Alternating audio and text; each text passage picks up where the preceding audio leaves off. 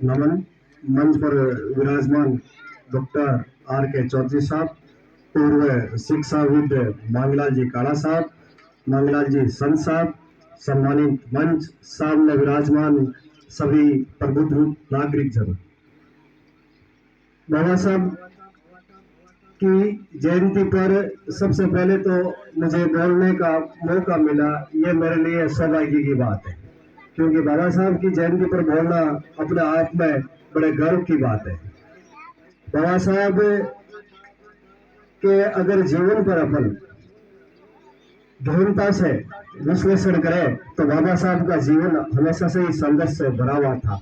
लेकिन बाबा साहब का जीवन किस प्रकार से था? बाबा साहब का जीवन जो बाबा साहब ने जिया, उससे हमने आज के समय में युवा पीढ़ी ने क्या सीखा, ये हमें सोचने की जरूरत है। हर बार हर वर्ष हम बाबा साहब की जयंती मनाते हैं, उत्सव मनाते हैं, लेकिन यहाँ से हम प्रेरणा लेके क्या जाते हैं, ये अपने लिए सोचने की बात है। बाबा साहब का जीवन अगर अपन जीवन को देखें तो पूरा का पूरा जीवन प्रेरणा से भरा हुआ है।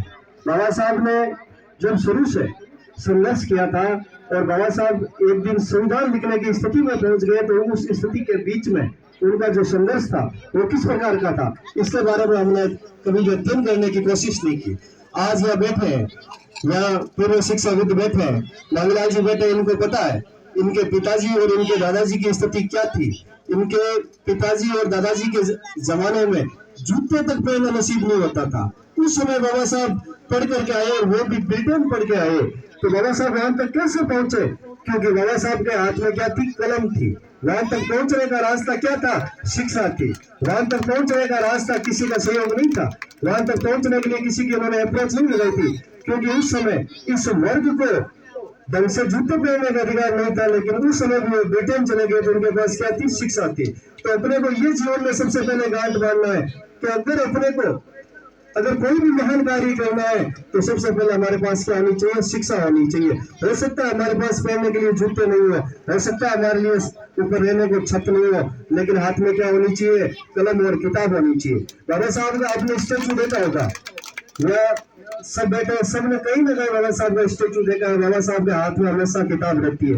वो हमें क्या सिखाती है कि आपके हाथ में हर वक्त किताब रहनी चाहिए। मैं कहता हूँ कि एक दूसरे से छुआछूत रखो। छुआछूत किससे रखो? शिक्षा और शिक्षा से रखो, न कि जाति के हिसाब से रखो। अगर इसकी जाति क्या है उस वो मायने नहीं रखता है। मैं कह रहा हूँ इंसान सभी एक है, जो इस तरह पर है, चाहे कोई भी जाति का हो, SC ST OBC, हम सब एक है। हाँ, अगर आप भेदभाव करो तो किस हिसाब से करो? अगर वो अगर अशिक्षित है, अगर कोई माता पिता अपने बच्चों को पढ़ाने के लिए विद्यालय नहीं भेजते हैं, तो उनसे भेदभाव रखो। जाति के आधार पर भेदभाव मत रखो आप किसी से भी। बाबा साहब अगर वहां तक पहुंचे हैं तो बाबा साहब ने हमेशा क्या रास्ता चुना था? कभी भी बाबा साहब संघर्ष से घबराए नहीं है। बाबा साहब के सामने कई विकट परिस्थिति आई थी उस समय, लेकिन बाबा साहब ने धैर्य के साथ हमेशा शिक्षा का और संयम के साथ आगे बढ़े थे। आज के युवा हर छोटी छोटी बातों पर उद्विग्न हो जाते हैं। अगर कई जगह हम समाचार पत्रों के माध्यम से पढ़ते हैं, सोशल मीडिया का जमाना है, कोई भी चीज होती है सोशल मीडिया पर तुरंत पहुंच जाती है। वहां देखते हैं कि बाबा साहब के स्टेचू या कोई भी हो, कई ऐसे समाज कंटक होते हैं उस स्टेचू के साथ छेड़छाड़ तोड़फोड़ कर देते हैं। तो भाई उसको तोड़फोड़ करने दो, काज दिक्कत है, लेकिन हम इतने उसमें कमेंट हो रहे हैं, बदले टिप्पणियां कर देते हैं कि जिसने तोड़ा उससे ज्यादा तो हम दोषी हो गए। अरे भाई, बाबा साहब के विचारों में अपने दिल में अपनाओ। एक स्टेचू तोड़ने से क्या बाबा साहब के विचार हमारे दिल से नहीं निकाल सकता है? इसलिए आप उस पर टिप्पणी मत करो। अरे भाई, वो तो बाबा साहब खुद ने संविधान लिखा है, संविधान में कानून की व्यवस्था है, आप कानून के हिसाब से चलिए। लेकिन अपन खुद उसमें दोषी हो जाते हैं, इस कमेंटों में इतने इन्वॉल्व हो जाते हैं कि अपन खुद गलत टिप्पणियां करके और अब खुद कानून के घेरे में आ जाते हैं।